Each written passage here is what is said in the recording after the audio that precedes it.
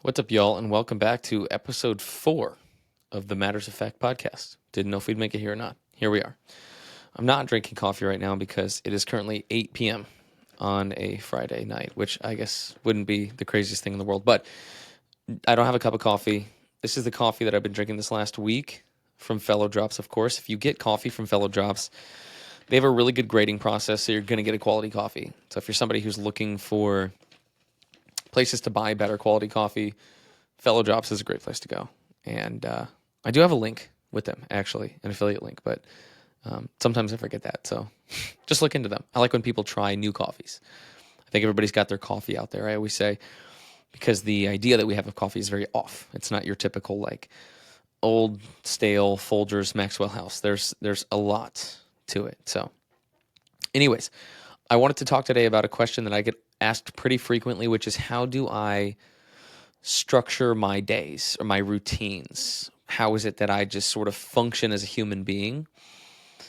Especially because people ask me about the discipline component of owning a business and working out and all of those things that traditionally are difficult to do, manage, and handle. And to do them all together is a even more difficult task. So I'm going to just speak through the things that I have figured out and the things that I have not figured out yet, just sort of still experimenting with. First is what I call the 5 requisite routines. This has really helped me stay organized and manage my schedule day to day, week to week, month to month, year to year, because I prioritize a handful of things. I believe our lives are comprised of our relationships with our sleep, our food, our exercise, our leisure, and our career. And then we have interpersonal relationships as well. Health to me is number 1. If you're somebody who is very sick for whatever reason, that could be a metabolic disorder, it could be an autoimmune disease, it could be something like diabetes to food poisoning, to you name it, any sort of debilitating disease or illness that you either contract or are born with, it becomes the focus of your life. So if you're not healthy, meaning if you're not in a state of being that is what we would consider to be normal, then you can't do anything outside of that. If you've ever experienced something like the flu or food poisoning, things that kind of put you down and out for like 24, 48 hours, that's what it's like to live as somebody who has a illness that is chronic, right, rather than acute. And so it becomes everything. And if you know somebody like this, or if this is you, you can resonate with that, which is why I'm so big on health. Without it, you don't have anything else. And you obviously have beautiful things in life with relationships, and your status of health doesn't define who you are as a person, but it becomes the main focus. It has to be the main focus. So health is first for me. I put sleep, food, and exercise in that health category, because that is your physical health and mental health. Exercise is really good for your mental health. Those 3 things come first to me no matter what. So when I'm scheduling anything or I'm thinking about structuring my day, I'm always thinking about my sleep schedule, my food, and my exercise. Now, my sleep and my exercise kind of dictate my eating patterns and when I eat. And so that one, these 3 are kind of tied to me, but that one I figure out last. So I guess starting with when I wake up around 6 to 7 o'clock every day. If I get to bed earlier, 6 o'clock. If I get to bed a little later, 7 o'clock. But between 6 and 7, I'm always awake. First thing that I do is journal. I am a huge journal advocate. I use the Daily Stoic Journal, Ryan Holiday. Let's see if I can grab it here without messing anything up. So the Daily Stoic Journal, Ryan Holiday. What I like about this journal is it gives you a prompt. So if you're one of those people who's like, oh, I want to journal, but I don't know how, the prompt is super helpful. It's not like you have to follow this prompt and you can't write about anything else and you have to answer this question like it's a quiz. It's just something to think about, to get you thinking. And then you can journal based off that idea about it or something else that made you think of. So I really like that. Kind of kickstarts my day, gets me thinking. I journal, then I make my coffee, and then I read and or write as I drink my coffee. So reading or writing, if I'm reading, I give myself like 15 to 20 minutes, and you'd be shocked at how much you can actually read in 15 to 20 minutes, like the amount of books, if you're consistent. And so after I get done either reading or writing, I give myself about an hour. After I get done with that, I set up my to-do list. So I'm not too stringent on times. So I just said 15, 20 minutes of reading, an hour of writing. I need to leave time for myself to get things done, but I like to give myself fluidity. So if I feel like this is where people can't get too caught up in a schedule, because if you feel like you wake up one day and you start reading or writing, and if that's something that you do, and you feel like you're just kind of in this groove where you could read for another hour and get so much reading done, or you could write for 3 hours and get so much writing done, then you need to be able to give yourself that flexibility. Now, I would stress this needs to be with things that are productive in nature.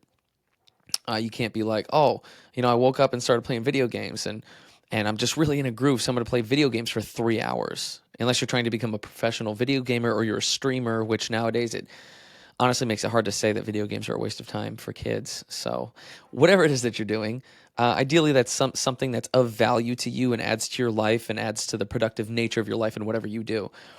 But I say all of that because I don't give myself a time restraint. If I feel like I want to utilize that time, or I'm in like a flow state, I let myself go. But when I'm done with that, I will set my to-do list for the day.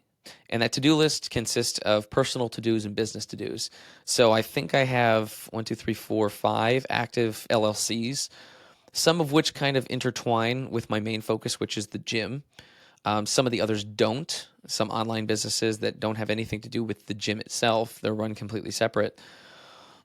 There's a number of tasks that I have on my plate that revolve around management tasks and development tasks, or at least that's how I think of them. And that's something I can talk about more in a different video. But I set up my to-do list and allocate about 3 hours of time to either management or development tasks as they pertain to some sort of venture. I'll also allow for some time for some meetings if somebody needs to get on the phone, if I need to do a sales call in a sense. I'll plug that in more towards the end of the 3 hours because I have ADHD, so I have to switch focuses anyways. But after that, it's around noon or 1 o'clock, and that is when I give myself an hour to eat, either work out or do some sort of yoga, some sort of like physical, mental activity that's a little more like stimulating, and then I coach. So right now that's pretty much my schedule.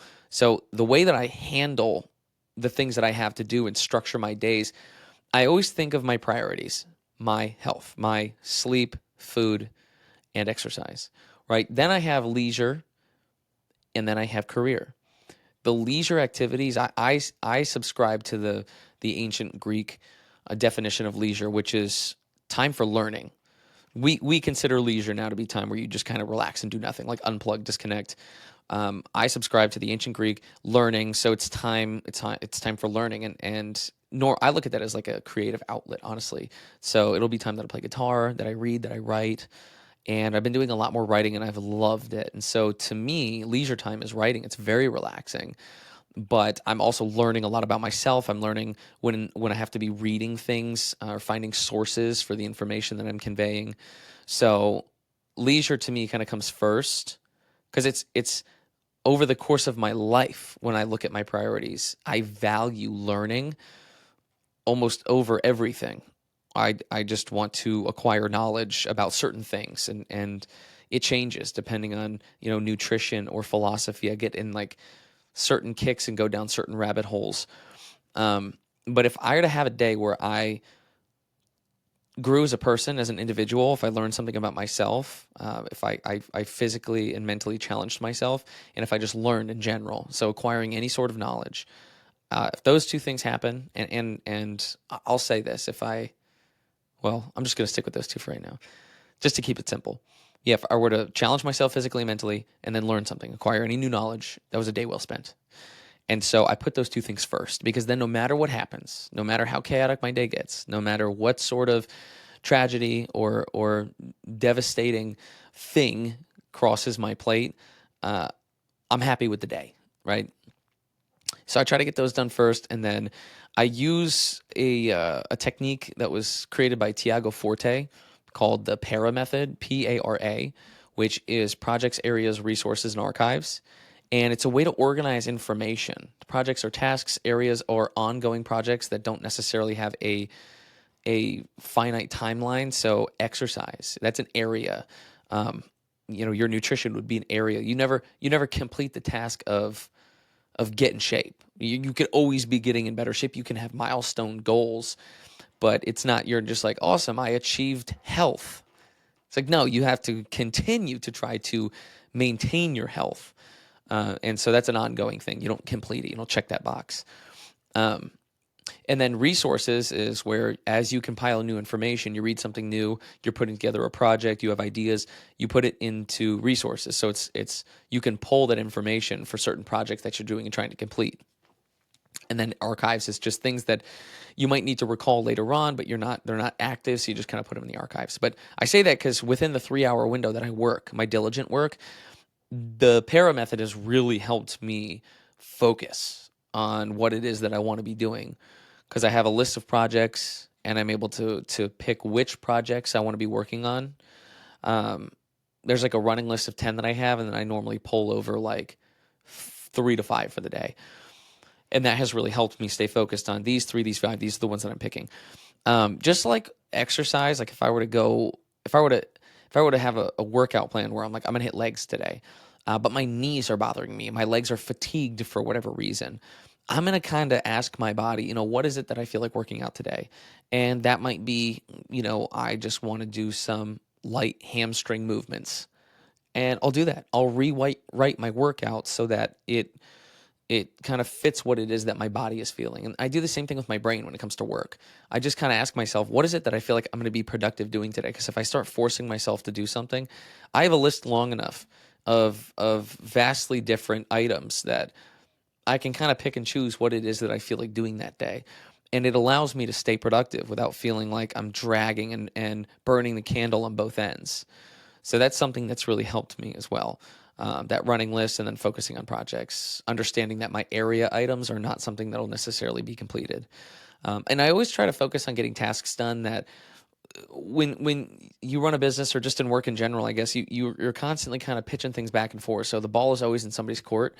And whenever I wake up, I kind of like to see who is currently the bottleneck in this project. And whenever it's with me, I like to get that done and back out to whoever it needs to go to as soon as I can.